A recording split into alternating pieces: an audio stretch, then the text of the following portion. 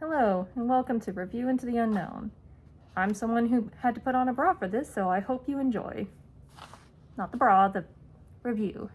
Because today we're doing The Extra by Annie Neugebauger. I think I mispronounced that. Cat. He will be joining us until he's not. Anyway, The Extra is on Goodreads currently at a 3.57 with 2,917 ratings. Now, what I think is also very interesting about this, that's not a ton of ratings.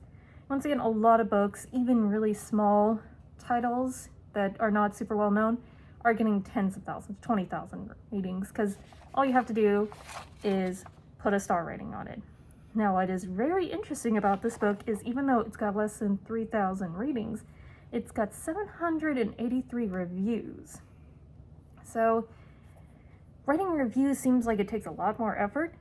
As you can see, these videos, even though they are unedited and have no fancy anything, I am just literally recording myself talking, it still takes more effort to think about and put a review to paper than it does just to give something a star rating. So I think, even though this is kind of a very middling star review, I think what that says is people had opinions about this book. A lot of opinions that they had to write out. So what is this book? Well, it's not much. It's just, a bunch of college kids are going out on a hike. It's led by their leader, Matt, and his two assistants, Joey and Bianca. And, it's just the 10 of them. They're going to go out, camp for a few days, come back, and it'll be just part of their college experience. They head out. The first day they start pretty late. It's already dark and it's already starting to rain, but hey, they've got a schedule. They need to go ahead and get started. And even though it's raining, even though it's dark, the trail is very well laid out. And so they're moving along. And then there's just a flash, a storm. Something happens and all their headlights go out. Not a problem. Matt is prepared for this, so he hands out batteries. Oh, I thought I packed an extra battery, but now I'm just completely out of them. You know what? Not a problem. Hey, that means that there was enough, so that's good. That's why you try to pack extra in case you accidentally pack too few. Okay, not a problem. We're going. Okay, we're at the campsite. We're gonna rest here. We've only been going for a couple hours, but it's already dark. We're kind of trying to get started and go up. Okay, head counts. Let's get everyone counted here. Matt, Joey, and Bianca, remember the leader and his two assistants. Meg, Joe, Pratik, Landely, Diego, Gary, Brooke, Raleigh. Wait, that's 11. My mistake. We'll start again. Let's count the leaders last. Raleigh, Brooke, Gary, Diego, Landely, Pratik, Joe, Meg, Joey, Bianca, Matt. No, wait, that's 11 again. No, there were supposed to be 10 of them. Remember, 10. There was 10 of them, right? There's got to be 10. Count again. Raleigh, Brooke, Gary, Diego, Landely, Pratik, Joe, Meg, Joey, Bianca, Matt. No, this is still not making sense. There were 10 of us. There's 10 seats in the vehicle. Yep, there's definitely 10 seats in the vehicle. Okay, well, did someone sit on someone's lap? No, we would have remembered that. Oh, here's a picture we took right as we got on the trail. The picture has 9 headlamps. And then you count the person taking the picture, that's 10. Someone here doesn't belong. But we remember everyone. I remember everyone. I remember meeting all of them. I remember them getting introduced. I remember them at planning sessions and no one else is acting like someone is out of place. Wait, didn't we have a list of something? The list of everyone here? Oh, that was left back at the college. Oh, well, the picture we took, surely we can, determine who was the fake from that. Oh, yeah, it's too dark to see anything but the headlamps. So we can count how many people were supposed to be here, but that's all we can do. Oh, right after that picture, there's another one of a figure. It's dark and tall, way too tall. No, that's not a person. Is that thing here? Pretending to be someone we know? Pretending to be, but we know all these people. Surely Did they implant themselves not only in our group, but in our minds? There's an extra here. There's someone that doesn't belong. Who is the fake when we remember everyone? And on top of that, what are we supposed to do about it? How do we protect everyone when we don't even understand what we're protecting them from or who we're protecting them from? But there's an extra here. There's definitely one person extra. So who is it? And how do we decide? Do we let it be popular vote? No. If we let everyone decide, it's going to be a popularity contest. Because after all, everyone's got their favorites. They're not likely to vote out Meg, the pretty popular one. She's, attractive and likable. And she, even convinced her friend to join her. So, that's clearly not going to work. What about Meg's friend Joe? Oh no, people would definitely vote against them. Joe is a non-binary vegan who's kind of a little bit of an outsider. Ooh, this just seems like a good opportunity for everyone to pick on Joe. Maybe it's Pratik. Oh, people might not like Pratik. He's a foreign exchange student. He doesn't know the language perfectly. He's always taking selfies with a stick. Could it be him, or are we just thinking it could be him because he's different and foreign? Same thing with Gary. Is he the fake, or do we just not like him because he's older and ornery and always questioning stuff and quite seriously seems like he's on the spectrum?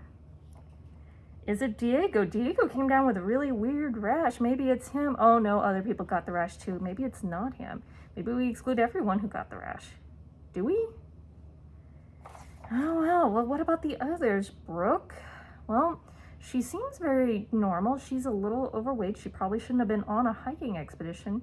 She should have probably admitted that so we could at least, give her, work with her a bit more. But she didn't want to admit she couldn't do it. She really wanted to try. Oh, are we ruling her out because she seems so sympathetic? Or, oh no, trying to decide who doesn't belong is making us really question how much we empathize with people. Do we empathize with people so we don't want to pick them? Do we consider them an other already so we want to exclude them? What about Rowley? Like Meg, he's attractive, he's flirty, he's picking on Pratik. Does that make him more human or less human? What about Landley? Ooh, maybe she's a good choice. She's older, she's kind of keeps to herself, and she told a very weird ghost story at the campfire about a faceless man who's constantly following her throughout her life. Once again, she's telling this like a true story. A faceless man keeps appearing to her, keeps seeming to want something from her. He wants to come in. He wants to belong. He wants to be a part of everything. Okay, maybe that's the other. That definitely seems like an invitation for something. Or once again, are we only picking on, are we only wanting to pick her because she is a little weird? Oh no. Is it Joey or Bianca? But Matt has known them for so long. He's known them for not just a few days or weeks. He's known them for months. He's trained them. They had to become his assistants, do harsh work and learning and studying from him. He's known them. If it's them, who could he trust? Is it me? Is it Matt? Is it the one leading the expedition?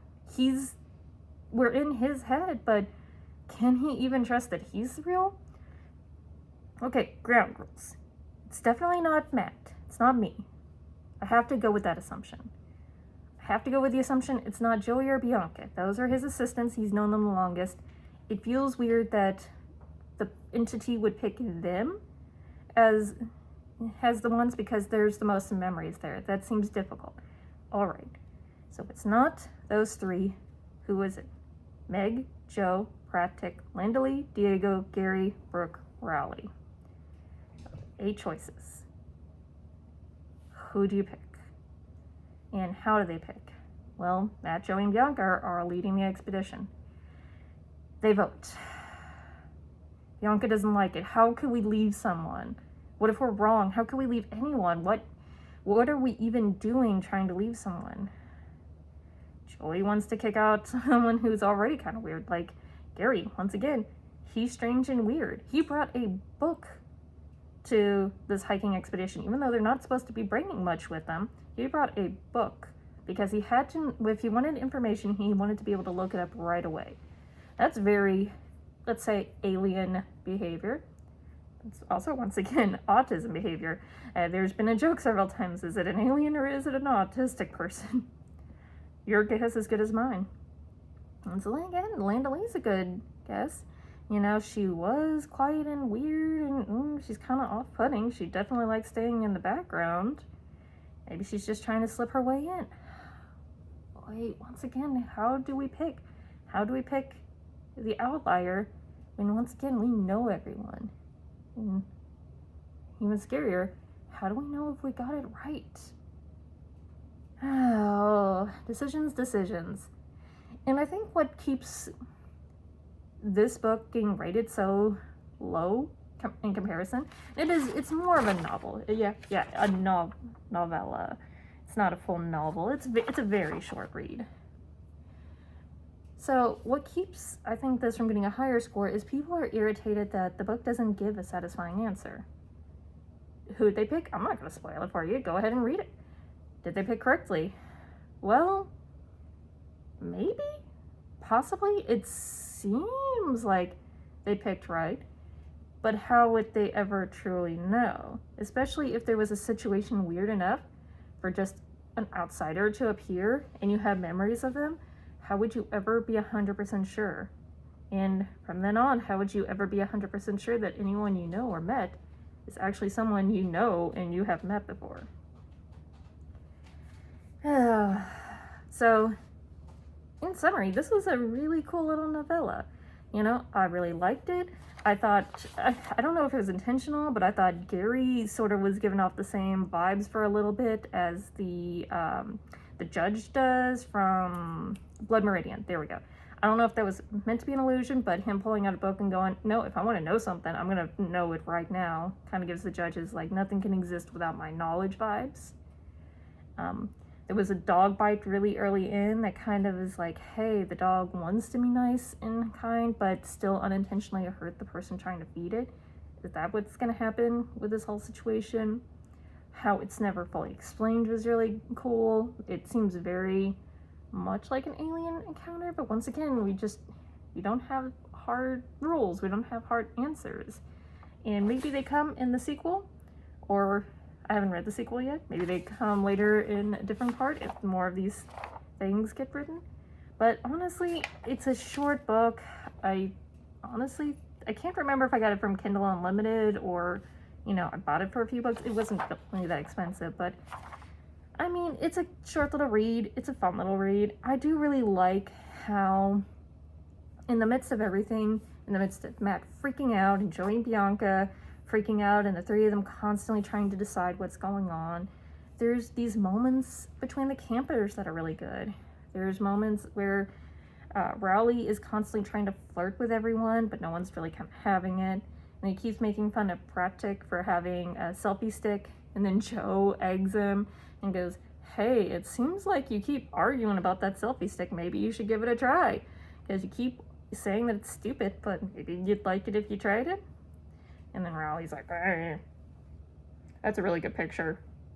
You know, you're onto something here with these selfie sticks. These are amazing. And it's really cool and cute. And the fact that it is a very diverse cast, but it's everyone wanted to go up hiking. And throughout all of this, Matt's like, I want to give them a good experience. I want to be able to give them food they can eat. Like, once again, Joe's vegan and Pratik apparently is just a picky eater. So they wanted to make sure they had food to eat. They didn't want to just be like, you're going to eat what we give you. It's like, no, we're here to have a good experience. And even with all the craziness, everything all freaking out, they want the campers to have fun. And it's kind of oddly wholesome while this horrific thing is sort of happening in the background. So I feel like in the midst of all this, there's just a lot of heart that you don't always, like, it's weird. There's a lot of heart in the midst of this, like, sci-fi supernatural mystery thriller horror. You're fine. You're not the extra. I don't know if you can hear him, but he's howling in the background.